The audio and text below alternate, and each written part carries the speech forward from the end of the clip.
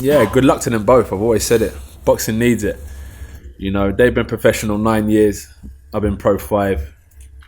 I've bared the burden of the heavyweight division on my back for some years because it was all about me fighting Wilder, fighting Fury, fighting Klitschko, fighting Dillon, fighting Povetkin. That's all they was interested in, me fighting them all. And I'll always knock them down one by one, but people have to be patient. So I'm happy that them two are fighting. Good luck to both of them.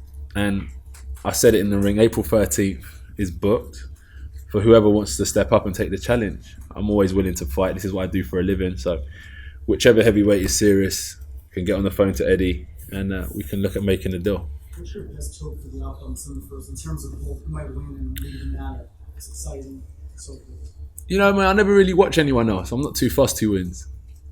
The sport is big in itself, so even a loser can go on and do well. Parker lost and had a great fight with Dillon, so there's room for the loser. Povetkin can go on and do great things as well. And there's room for the winner. So whoever's serious is always welcome. So I have no interest in who wins, and I'm not really swaying to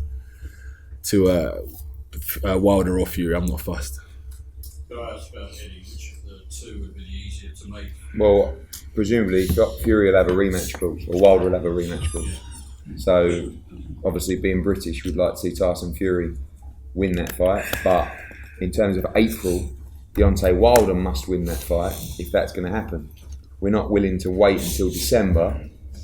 We can wait till December to see, but a deal must be done well in advance of that, subject to winning that bout. You know, I think that, like AJ said, the Wilder fight now, you know, we've been back and forward with various stuff, and you know, the offer that was made to us, which had no real substance, and they were scrapping around trying to find people to put money together and broadcasters to put money together, will look like absolute peanuts when this fight is made.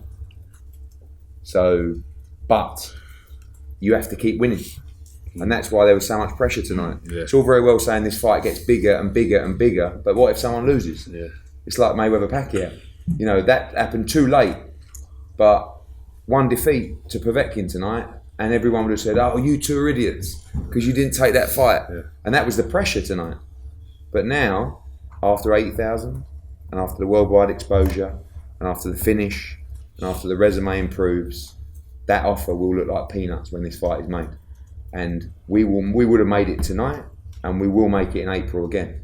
But in terms of who do I want to win that fight for AJ, it's Deontay Wilder, because that is the biggest fight in world boxing. And Fury Wilder is a really good fight to find out who the second best heavyweight is in the world. AJ, is it Wilder that you want in April? Yeah. We've been trying to negotiate with their team after the Takan fight. Then I had to fight Parker, carried on negotiating, then I had to fight my mandatory. I don't want to wait till December for him to finish his fight, have his rest, and then start negotiating, because I'll start training for a fight again early Jan. So I want to kind of get my fight penciled in as soon as possible this side of the year, so I know what I'm doing next year. Because it seems that those negotiations take a long time. But as I said, there's a lot of room for all of these heavyweights. They're all talented. They all can fight. Povetkin wasn't a champion, but he came. We conquered, but he definitely came game, and people were entertained. So if Wilder's not serious, there's other people out there. When he's ready, we're ready. Eddie, you said that the fight between Wilder and Fury will look like peanuts compared to. No, I said the offer. Oh, to the offer. Yeah. How big a fight would Anthony Joshua and Deontay Wilder, or even Tyson Fury, but maybe Deontay Wilder, be at Wembley, and would it be the biggest fight you've ever seen in the UK? It could be one of the biggest fights in all-time boxing history. It'd definitely be the biggest fight in British boxing history, because we've just had one against Vladimir Klitschko. That was the biggest fight in British boxing history, unquestionably, and the most exciting. This one will eclipse that. We don't rule out a fight in America at some point as well. We know the money over there. We're involved with some serious players in terms of the zone over there who, will want to back that fight as well, here or there. So it's going to be very, very interesting.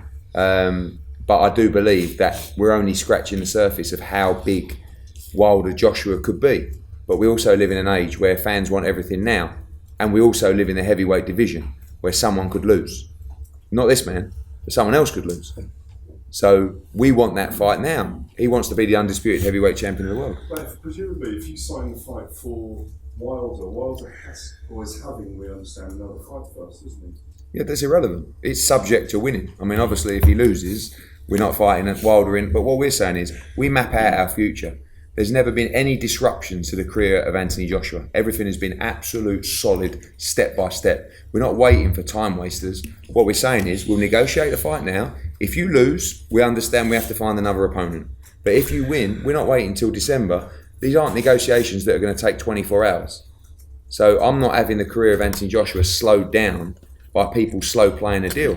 If they want the deal, and we've opened talks now with Shelley Finkel as well, we can make it happen for April. You go and have your fight, you go and win, but subject to you winning, and we'll have someone else in place in April as well.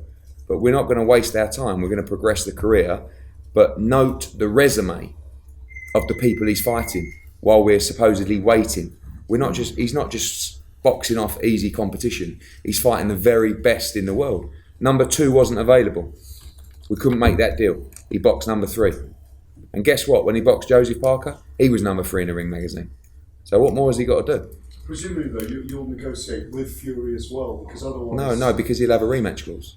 Okay. So if Fury wins, good luck to him. It's not really what we want, because we want to fight Wilder.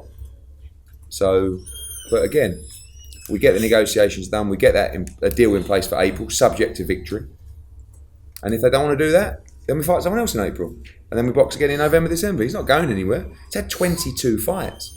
These heavyweights calling him out, even ex-heavyweights, criticising Anthony Joshua. Where were they after 22 fights? Did they have a resume like him? Absolutely not.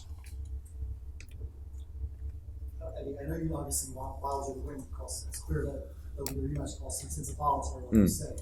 But rematch clauses aside, would you still rather see Wilder in Fury? Yes. Why? Because I don't want to be disrespectful, but Tyson Fury is the most unentertaining fighter I've ever seen.